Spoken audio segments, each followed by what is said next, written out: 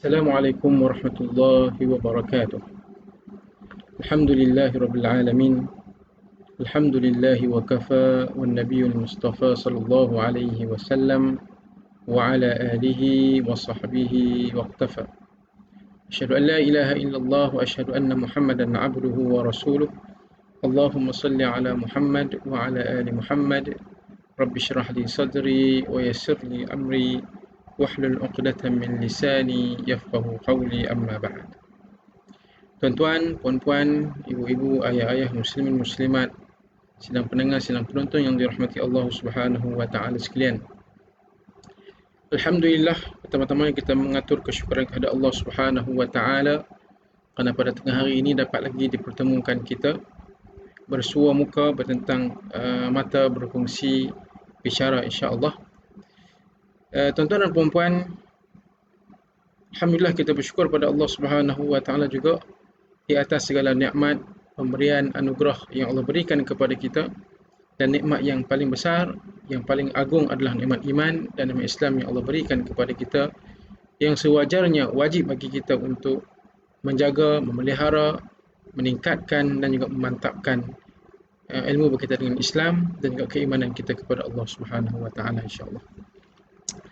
Okay, tuan-tuan dan puan-puan, ibu-ibu, ayah, muslimin, muslimat, sedang pendengar, sedang penonton yang dirahmati Allah Subhanahu wa taala sekalian.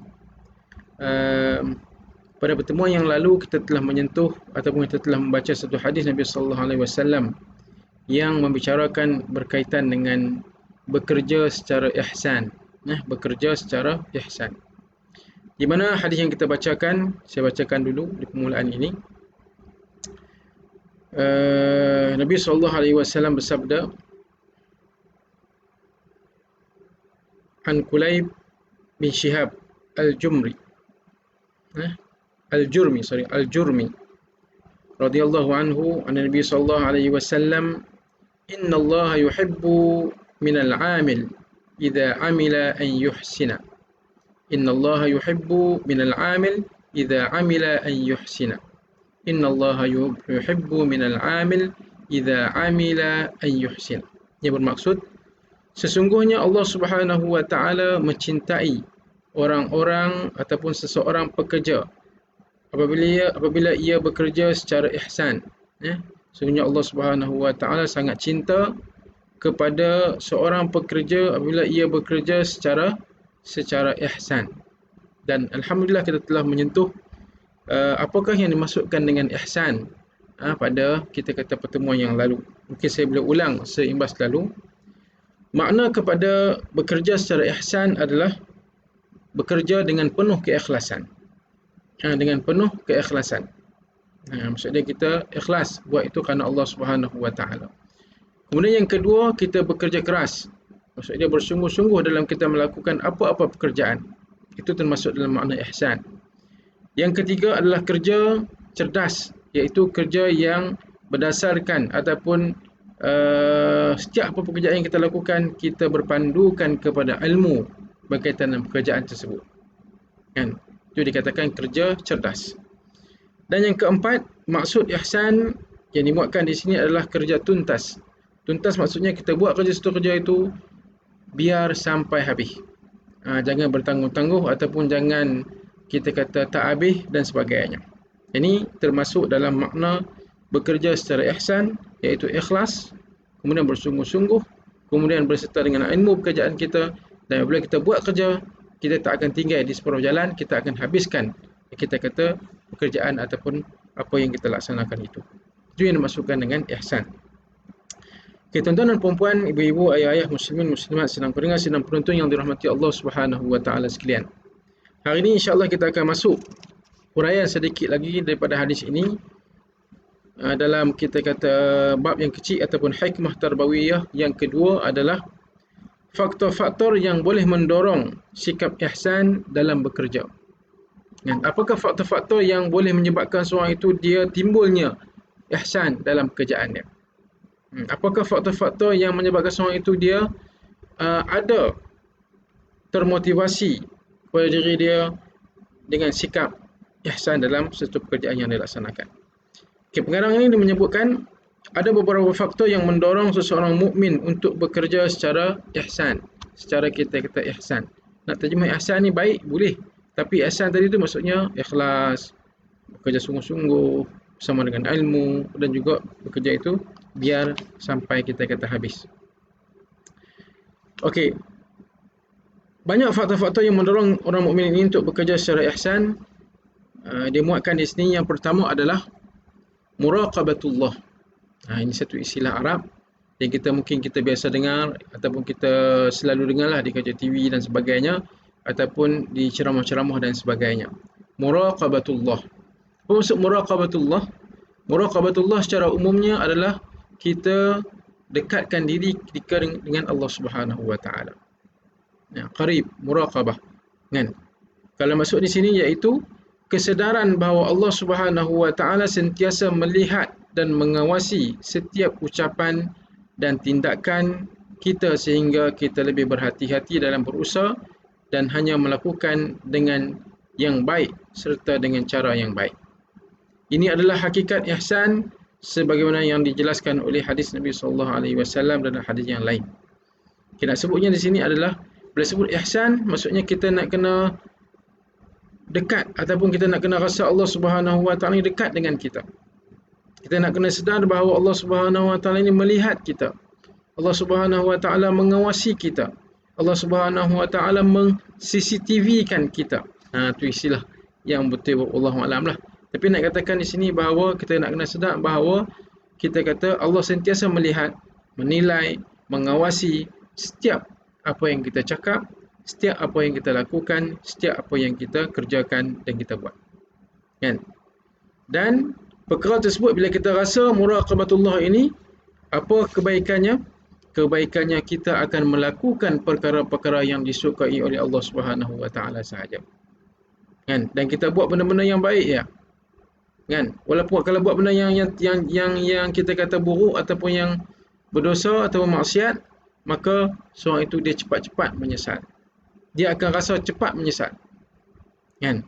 Bila mana dia sentiasa mementingkan muraqabatullah. Kan? Maksudnya Allah sentiasa melihat, mengawasi, menilai apa saja ucapan, tindakan, perbuatannya. Dan ini ataupun hakikat ini, ataupun disebut sebagai hakikat ihsan, sebagaimana dalam hadis Rasulullah SAW, dalam hadis yang lain riwayat Imam Bukhari, yang bermaksud al-ihsan an ta'budullah ka'annaka tarahu fa in lam takun tarahu fa innahu yarak. Itu ihsan.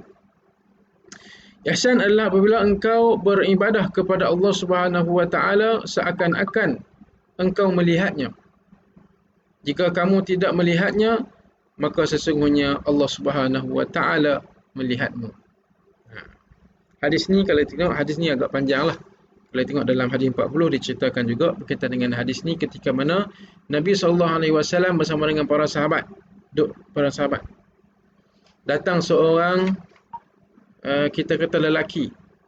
Datang seorang lelaki yang mana pakaiannya kemas, mukanya handsome, tak ada tanda-tanda dia orang yang musafir, tak ada kita kusuk masai dan sebagainya. Datang terus kepada Nabi SAW, terus bertemu lutut dia bertemu lutut Nabi SAW, dan tangan dia diletak di atas paha Nabi SAW. Kemudian dia tanya kepada Nabi, kan, apakah itu Islam? Nabi jawab, dan dia kata betul. Kemudian yang kedua, apakah itu iman? Nabi jawab, dia kata ya betul. Apakah itu ihsan? Yang inilah Nabi sebut, anta abudullah ka'annaka tarahu fa in lam takun tarahu fa innahu yarak. Jadi kita buat apa-apa pun tuan-tuan dan puan-puan, kita nak kena rasa Allah Subhanahu wa taala dekat dengan kita, dan Allah Subhanahu sentiasa melihat kita. Kan? Barulah kita akan buat semua benda perkara yang baik, dan kita akan berhati-hati untuk melakukan benda-benda yang dilarang. Ataupun kita akan rasa macam kita tengoklah kalau kat pejabat kita kan, ada CCTV. Kan? Sudah pastilah orang-orang yang bekerja di situ dia akan berhati-hati. Tak kisahlah dalam dia buat kerja ke, dalam dia bercakap ke dan sebagainya, dia akan berhati. Kenapa? Dia tahu CCTV itu merakam apa yang dia buat, apa yang dia cakap. Salah buat, salah cakap, dia akan malulah, dia akan diambil tindakan dan sebagainya lah. Tapi macam mana kita nak merasai begitulah CCTV Allah Subhanahu Wa Taala. Begitulah pemerhatian Allah Subhanahu Wa Taala kepada kita, sehingga kita ini menahan diri kita daripada melakukan keburukan, dan kita menggalakkan diri kita untuk melakukan kebaikan. Itu yang pertama. Faktor yang pertama adalah muraqabatullah. Kita rasa Allah dekat dengan kita, dan kita merasai bahawa Allah melihat, mengawasi, menilai apa yang kita lakukan. Itu yang pertama. Benar, faktor yang kedua yang kita kata boleh mendorong sikap ihsan dalam kita bekerja adalah menyedari bahawa ihsan adalah perintah Allah Subhanahu Wa Taala. Ihsan merupakan perintah Allah Subhanahu Wa Taala. Macam mana tu? Disebut di sini, faktor lain yang mampu menumbuhkan ihsan dalam bekerja pada diri kita adalah kesedaran bahawa ihsan adalah perintah Allah Subhanahu Wa Taala yang wajib dilaksanakan. Maksudnya kita nak kena usaha, apa kita buat tu perlu dalam lingkungan ihsan. Macam kita fahamlah, rukun Islam perlu kita tahu dan perlu kita amalkan. Rukun iman perlu kita mengetahui, perlu kita amalkan, perlu kita tatbikkan dalam diri kita, kehidupan kita. Begitu juga dengan ihsan. Ihsan ini satu perkara yang wajib untuk kita lakukan dan kita merasai dalam kerja buat kita seharian dan sebagainya. Kan? Sebab itu disebut faktor lain yang mampu menumbuhkan ihsan dalam bekerja pada diri kita adalah kesedaran bahawa ihsan adalah perintah Allah Subhanahu Wa Taala yang wajib dilaksanakan. Ya. Seperti mana firman Allah Subhanahu Wa Taala dalam surah An-Nahl ayat 90, kita tengok yang bermaksud, sesungguhnya Allah Subhanahu Wa Taala memerintahkanmu berlaku adil dan berbuat ihsan dan memberi sedekah kepada kaum kerabat. Sesungguhnya Allah Subhanahu Wa Taala memerintahkan kamu, yang pertama berlaku adil, yang kedua berbuat ihsan, yang ketiga memberi sedekah kepada kaum kerabat. Di sini ada yang dimaksudkan dengan berbuat ihsan, dan ia merupakan satu perintah Allah Subhanahu Wa Taala. Jadi kita nak buat apa, kita rasa ihsan ini satu benda yang fardu, yang wajib untuk kita hadirkan dalam diri kita, wujudkan dalam kita kata jiwa kita, bahawa bila kita nak buat, Allah sedang kita kata melihat, menilai baik dan buruk yang apa yang kita laksanakan. Itu yang kedua, menyedari bahawa ihsan adalah perintah Allah Subhanahu Wa Taala. Bukan kata Islam sahaja, bukan kata iman sahaja, ihsan juga merupakan satu perintah Allah Subhanahu Wa Taala yang wajib untuk kita laksanakan, yang wajib untuk kita hadirkan dalam diri kita dari ketika mana kita melakukan apa-apa sahaja pekerjaan, perbuatan, amalan, ucapan dan sebagainya. Okay, tuan-tuan dan puan-puan, hadirin hadirat, ibu-ibu, ayah-ayah, muslimin, muslimat, sedang pendengar, sedang penonton yang dirahmati Allah Subhanahu Wa Taala. Itu yang kedua. Manakala faktor yang ketiga yang boleh mendorong kita kata sikap ihsan dalam bekerja adalah kesedaran bahawa kita akan mendapat balasan yang sesuai dengan amal perbuatan yang kita lakukan. Kita menyadari bahawa bila mana kita wujudkan sifat ihsan dalam diri kita, adanya sifat ihsan dalam diri kita, ia merupakan satu anugerah, satu pemberian, satu balasan yang besar yang Allah Subhanahu Wa Taala berikan kepada kita. Nampak? Bila kita buat sahaja ihsan, Allah bagi ganjaran yang sangat-sangat besar. Dihuraikan di sini, jika melakukan kebaikan, maka kita akan mendapat balasan kebaikan di dunia dan di akhirat. Jika melakukan keburukan, maka kita akan mendapat balasan yang buruk juga. Di mana Rasulullah SAW bersabda dalam satu hadis yang bermaksud, sebagaimana kamu memperlakukan, maka begitu juga kamu akan diperlakukan. Hadis riwayat Ibnu Adi. Apa yang kita buat, begitulah apa yang kita dapat. Baik kita buat, baiklah yang kita dapat. Buruk kita buat, buruklah yang kita dapat. Jadi nak katakan di sini bahawa bila mana kita wujudkan sifat ihsan dalam diri kita, kita adakan sifat ihsan dalam diri kita, maka di sana perbuatan yang kita buat itu merupakan perbuatan yang dibalas dengan balasan ganjaran pahala yang sangat-sangat besar. Yang sangat-sangat besar. Jadi bila ada ihsan ini, kita akan meminimalkan kesalahan-kesalahan, meminimalkan dosa-dosa, meminimalkan maksiat-maksiat yang kita yang terdedah kepada di depan kita. Macam kita sebut selalu dah, maksiat, dosa, peluang-peluang kejahatan ini sentiasa ada di depan mata kita, sentiasa berada di depan diri kita. Kan? Di ujung-ujung jari kita. Di telapak kaki kita. Sentiasa ada peluang-peluang yang buruk ni. Kan? Tapi bila kita adanya wujudnya sifat ihsan dalam diri kita, maka kita akan minimalkan kesalahan, minimalkan maksiat dan minimalkan kita kata dosa-dosa yang sentiasa terdedah di hadapan kita. Jadi nak katakan di sini bahawa ada sifat ihsan, Allah bagi ganjaran yang besar, ganjaran pahala, ganjaran insya-Allah kita mengharapkan syurga Allah Subhanahu wa taala insya-Allah. Okay, tuan-tuan dan puan-puan, hadirin hadirat, muslimin muslimat, ibu-ibu, ayah-ayah, sidang pendengar, sidang penonton sekalian, itu perkara yang ketiga atau faktor yang ketiga yang boleh mendorong seorang itu kita kata mempunyai sikap ihsan dalam melakukan satu pekerjaan. Okay, kemudian yang keempat, faktor yang keempat, kebersihan hati. Tazkiyatun nafs. Faktor yang keempat, tazkiyatun nafs itu kebersihan hati, membersihkan hati. Kerana disebut di sini kerana ucapan dan tindakan yang baik tidak akan keluar kecuali dari hati yang baik dan bersih. Ucapan yang kita lafazkan tidak akan keluar bila mana kalau baik di dalam hati kita hati yang baik, maka insya-Allah dia akan keluar ungkapan-ungkapan yang baik. Tapi kalau kita membiarkan hati kita ini kotor, maka apa yang keluar di mulut kita, tutur kata, ucapan, melatah dan sebagainya, dia akan keluar benda-benda yang buruk. Dia akan keluar benda-benda yang kita kata tak sedap didengar oleh telinga kita. Jadi dia kata di sini, kerana ucapan dan tindakan yang baik tidak akan keluar kecuali dari hati yang baik dan bersih. Kan? Manakala ucapan dan tindakan yang buruk akan keluar daripada hati yang kita kata juga buruk. Kan? Hati yang kotor hanya akan mengeluarkan ucapan dan tindakan yang kotor dan jahat. Nampak sebab tadi. Bila hati kotor, maka semua apa yang kita buat, apa yang kita cakap khususnya ni, dia akan mengeluarkan kita kata ucapan yang kita kata yang tidak enak didengar lah, insya-Allah.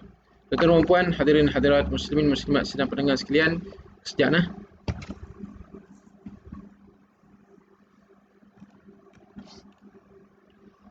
Okey, insya-Allah. Gangguan sedikit. Okey, kita sambung. Yang keempat tadi maksudnya kebersihan hati. Ini nak katakan pentingnya untuk kita nak adakan wujudkan sifat ihsan dalam diri kita. Kerana apa? Dengan wujudnya sifat ihsan, maka kita sedang membersihkan hati kita, jiwa kita daripada sifat-sifat ataupun titik-titik hitam yang boleh menutup hati-hati kita ini daripada menerima hidayah Allah Subhanahu wa taala, menerima rahmat Allah Subhanahu wa taala, menerima petunjuk Allah Subhanahu wa taala dan menerima kasih sayang Allah Subhanahu wa taala. Kan? Saya ulang balik, kerana ucapan dan tindakan yang baik tidak akan keluar kecuali dari hati yang baik dan bersih. Hati yang kotor hanya akan mengeluarkan ucapan dan tindakan yang kotor dan jahat. Kerana hati adalah ibarat kita kata bekas yang akan mengeluarkan sesuatu yang sesuai dengan isinya. Jika berisi racun, maka yang keluar adalah racun. Jika berisi susu, maka yang keluarnya adalah susu. Jika dia berisi madu, maka yang keluarnya adalah kita kata madu. Hati ini sebagai satu macam kita kata bekas ataupun kita kata nak sebut apa? Bekas lah, kan? Kalau dalam bekas itu ada susu, maka dia akan keluarkan susu. Kalau madulah. Maksud di sini kalau benda yang tak baiklah. Kalau benda yang baik akan keluarkan benda-benda yang baik. Dari segi kita kata tuturannya, tindakannya, perbuatannya dan sebagainya. Ya. Jadi itu faktor yang keempat, iaitu membersihkan diri. Bila mana ada atau mewujudnya sifat ihsan ataupun kita mewujudkan di dalam diri kita sifat ihsan, maka di sana secara automatiknya kita kata kita sedang membersihkan hati kita, jiwa kita daripada kotoran-kotoran jahiliyah, kotoran-kotoran yang boleh menghalang datangnya hidayah Allah Subhanahu wa taala insya-Allah. Okay, tuan-tuan dan puan-puan, hadirin hadirat, muslimin muslimat, ibu-ibu, ayah-ayah, sedang pendengar, sedang penonton yang dirahmati Allah Subhanahu wa taala sekalian. Itu yang keempat. Manakala yang kelima, faktor yang kelima yang boleh mendorong sikap ihsan dalam satu pekerjaan adalah ilmu dan kemampuan untuk menerapkannya. Ini lebih kepada ilmu lah. Ilmu dan kemampuan untuk menerapkannya. Pengetahuan ataupun ilmu pengetahuan yang mendalam tentang apa yang akan dikerjakan dan adanya kemampuan untuk mengaplikasikannya seringkali menjadi faktor yang menghantar seseorang untuk bekerja secara ihsan. Dia ada ilmu dan dia ada kemampuan untuk buat. Ilmu pun ada, kemampuan pun ada, dan perkara tersebut dia akan kita kata menyebabkan pekerjaan itu menjadi pekerjaan yang kita kata termasuk dalam pekerjaan yang dilakukan secara ihsan. Ilmu yang tidak disertai dengan kemampuan atau kemampuan yang tidak didasari dengan ilmu pengetahuan tidak akan sanggup mewujudkan ihsan dalam bekerja. Berkat kedua syarat yang dimiliki ini, Nabi Yusuf AS berani mengajukan dirinya sebagai bendaharawan negara dan berhasil melaksanakan tugas berat ini dengan sangat baik. Ini ketika Allah SWT rakamkan dalam surah Yusuf ayat 55 hingga 56. Kita tengok di sini. Yang bermaksud, berkata Yusuf, jadikanlah aku sebagai bendaharawan negara. Sesungguhnya aku adalah orang yang pandai menjaga lagi berpengetahuan. Dan demikianlah kami memberi kedudukan kepada Yusuf di negeri Mesir. Dia berkuasa penuh, pergi menuju ke mana sahaja ia kehendaki di Mesir itu. Kami limpahkan rahmat kami kepada siapa yang kami kehendaki, dan kami tidak mengia-iakan ataupun mensia-siakan pahala orang-orang yang berlaku ihsan. Orang-orang yang berlaku ihsan, orang-orang yang ada ihsan dalam diri dia. Kan? Bila sebut ihsan ini, dia ada ihsan, dia buat tu sentiasa berjaga-jaga mengawasi bahawa Allah sedang melihat dia. Kan? Maka di situ ilmu pun ada, kemampuan pun ada, pasti hasil daripada kerjanya itu hasil yang terbaik, hasil yang kita kata boleh menguntungkan, hasil yang boleh memberi impak yang besar dalam satu pekerjaan yang dia lakukan. Okey, itu yang kelima, iaitu ilmu dan kemampuan untuk melakukan pekerjaan tersebut. Manakala yang terakhir adalah faktor yang boleh mendorong sikap ihsan dalam kita melakukan satu pekerjaan adalah dokongan dari orang-orang yang menghendaki kebaikan. Ini lebih kepada suasana lah, lebih kepada suasana. Bila mana kita dah dekat dengan Allah dan kita merasa satu perintah daripada Allah Subhanahu Wa Taala dan kesedaran kita mengatakan bahawa Allah bagi ganjaran yang besar, kemudian Allah bagi pula penyucian jiwa kepada kita, kemudian juga berdasarkan ilmu dan kemampuan, maka di sana insya-Allah Allah akan bagi pula suasana kepada kita yang mana dokongan dari orang-orang yang menghendaki kebaikan. Kita akan dikelilingi oleh orang-orang yang baik, orang-orang yang nak kepada kebaikan-kebaikan untuk kita kata sesuatu kemaslahatan kerjaan dan sebagainya. Disebut di sini, tanpa adanya dokongan dari orang lain, maka sangat sulit mewujudkan sifat ihsan dalam bekerja. Oleh kerana itu Allah Subhanahu Wa Taala berfirman dalam surah Al-Maidah ayat yang kedua, dan tolong-menolonglah kamu dalam kebajikan dan ketakwaan, dan janganlah tolong-menolong dalam perbuatan dosa dan pemusuhan. Sesungguhnya Allah amat berat siksaannya. Ta'awanu 'alal birri wat taqwa wa la ta'awanu 'alal itsmi wal 'udwan. Kan? Jadi yang katakan di sini, kita nak kena tolong-menolong dalam perkara yang baik, perkara kebajikan, perkara yang takwa. Kan? Ihsan ini termasuk dalam perkara-perkara yang boleh mendorong kepada takwa, boleh mendorong kepada kita kata ketakwaan kepada Allah Subhanahu Wa Taala. Dan jadi nak katakan di situ, dia ada sikap saling tolong-menolong, lengkap melengkapi di antara satu sama lain.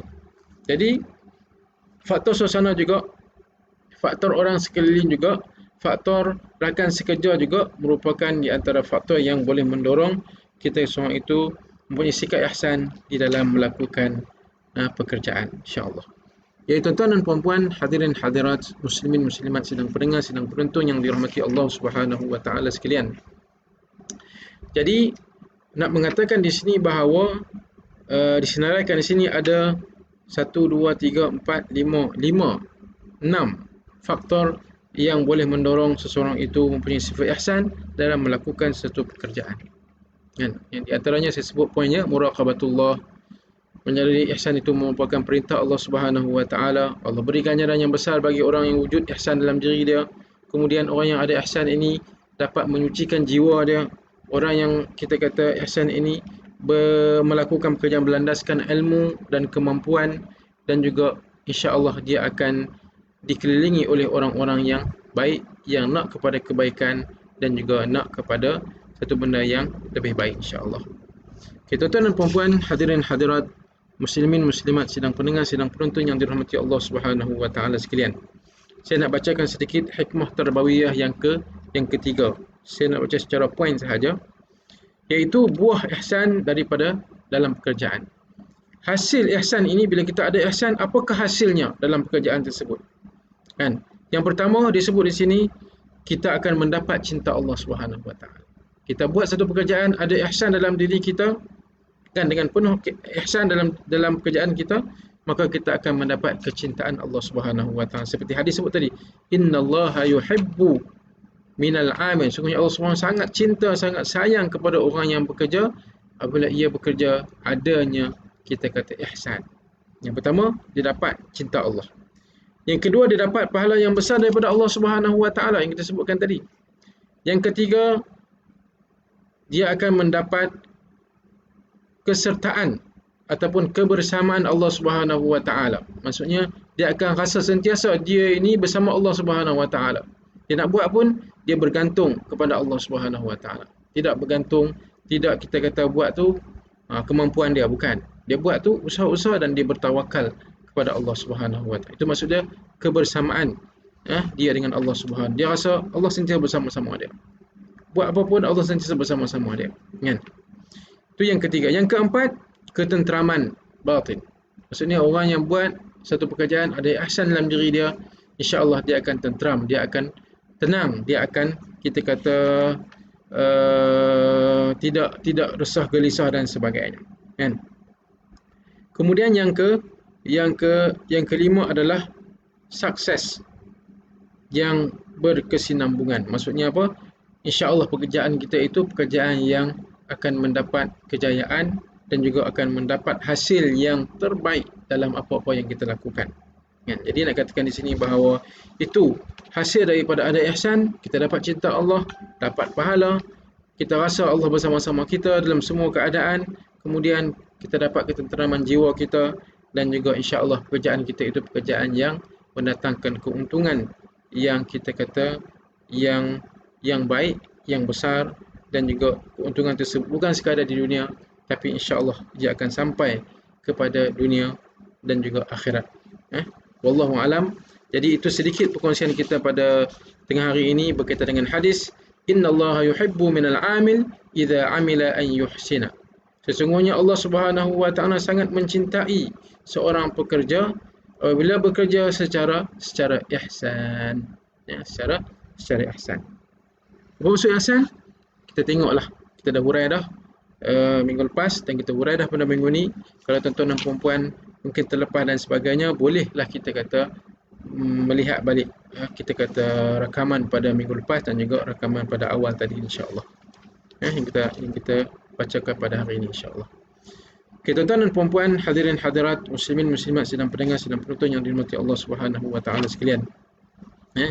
Insya-Allah kan pada pertemuan yang akan datang kita akan menceritakan pula berkaitan dengan hadis yang lainlah, hadis yang baru yang kita akan sebut pada minggu hadapan, insya-Allah.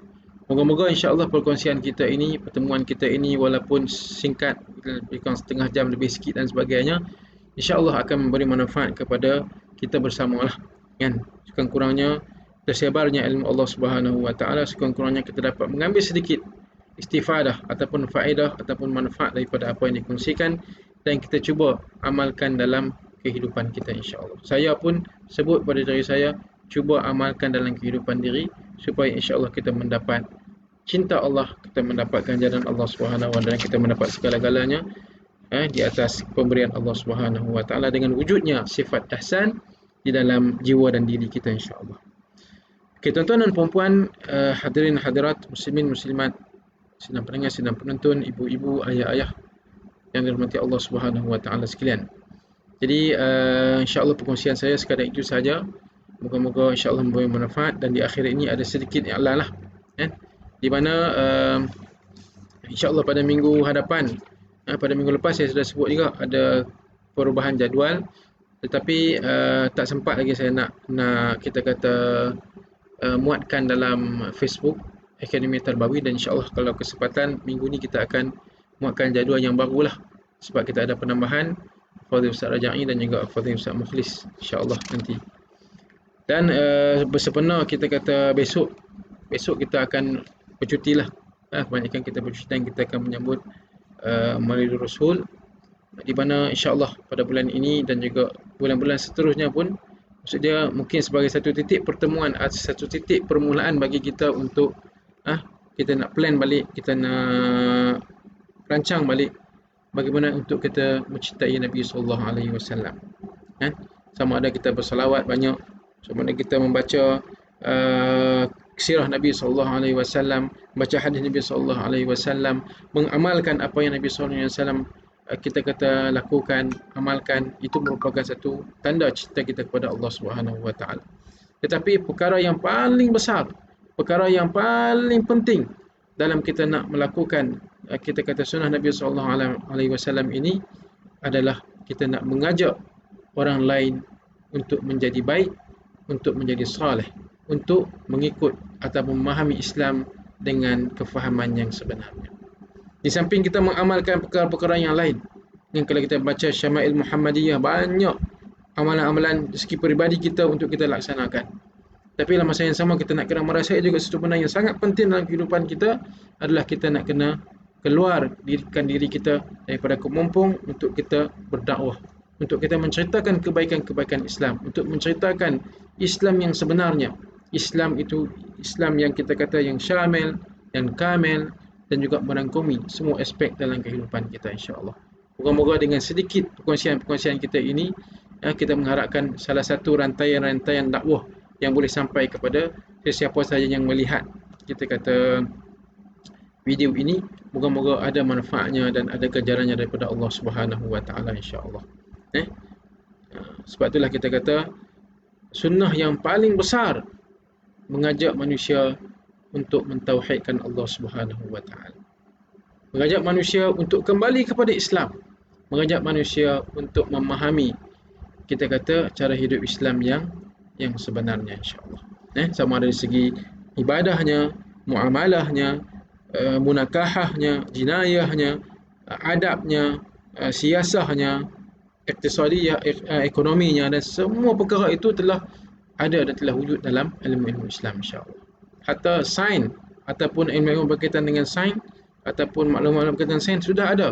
Jumlah sains dia mengkaji, ia mengiyakan apa yang disebut dalam Al-Quran dan juga disebut oleh Nabi sallallahu alaihi wasallam. Sebab itulah kita kata kita kena saling lengkap, melengkapi, takmil, istikmal di antara satu sama lain insya-Allah. Semoga ada manfaatnya perkongsian kita pada tengah hari ini. Wallahu a'lam. Yang baik itu datang daripada Allah Subhanahu Wa Taala, yang lemah itu kekurangan diri saya sendiri. Saya mohon maaf kita kata di atas kesilapan, tersasul dan sebagainya, dan moga-moga insya-Allah kita mendapat maghfirah daripada Allah Subhanahu Wa Taala dengan kita wujudnya ataupun kita adanya ataupun kita duduk sebentar dalam majlis ilmu yang dianjurkan oleh kita kata Akademi Tarbawi, iaitu kuliah silsilah kuliah online anjuran Akademi Tarbawi insya-Allah. Tuan-tuan dan puan-puan, hadirin hadirat, muslimin muslimat yang dirahmati Allah Subhanahu Wa Taala, saya rasa sekadar itu sahaja untuk pertemuan kita tengah hari ini. Wallahu taala alam, aktafi bihadzal qadr minal kalam wa khairul kalam wassalam. Assalamualaikum warahmatullahi taala wabarakatuh.